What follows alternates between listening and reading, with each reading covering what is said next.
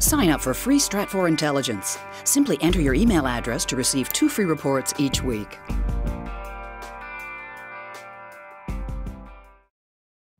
In today's dispatch, we're going to change gears a little bit and take a tactical and a practical look at riots, and using the topic of the London riots, discuss how people should behave and what you should do when riots happen.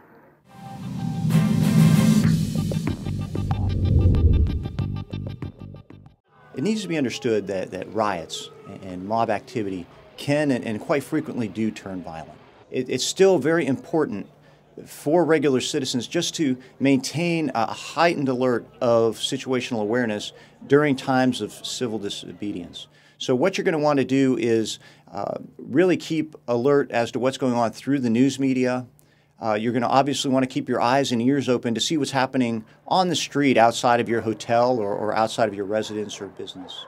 In a lot of recent riots, including the London riot, there's been a lot of rumors that the protesters are actually using Twitter and instant messaging and BlackBerries to coordinate their movements.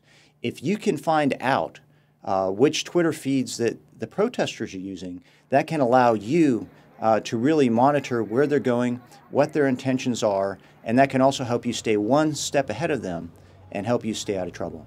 If you're a foreigner, you're going to want to make sure that you're connected with your government and with your embassy. A lot of governments allow you to register, and they will send out either text warnings or email warnings to you that will let you know when things are going on. One of the positive things about being registered with your embassy is that if it does become necessary to evacuate from a country, especially a third world country that is kind of remote, it's nice to be on the embassy system so they know you're there.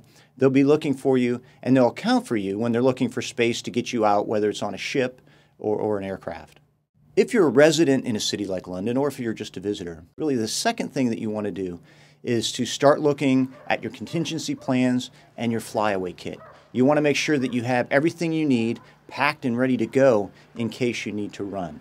It's also important to remember that most security measures and physical security measures were made to protect against one threat, but not really the mob violence threat. Many times in a mob violence type situation, they can turn into a confining cage that can actually endanger you. If a mob has time and they have sledgehammers, pipes, they can break through bulletproof windows or bullet-resistant windows. They can break through heavy doors, and they can get into a facility given that time. It may take them a half hour, it may take them 40 minutes, but they can get through those security measures.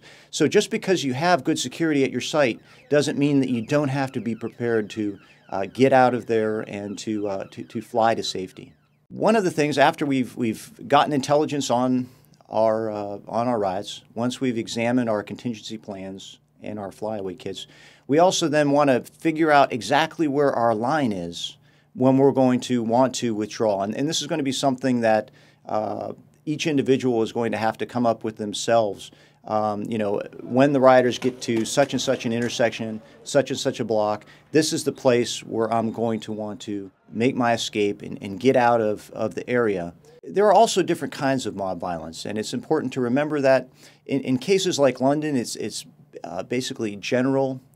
You have a lot of looting, and some of this is really kind of financially motivated. You have kids that are hitting sporting goods stores to steal sneakers. They're hitting electronics stores. It's not really directed against any one group or any sort of ethnicity.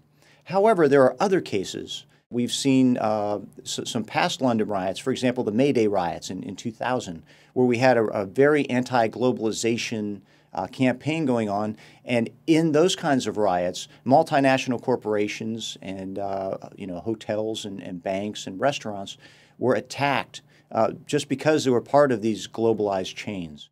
So really understanding what the riot's about, what's motivating the mob, and who they're going to target is very important in creating your plan and creating your understanding of when you need to pull out of the area. Once the mob is attacking, there's really very little that a person can do to defend themselves or their property. And it's really at that point where you need to forget about the property and be much more concerned about saving life.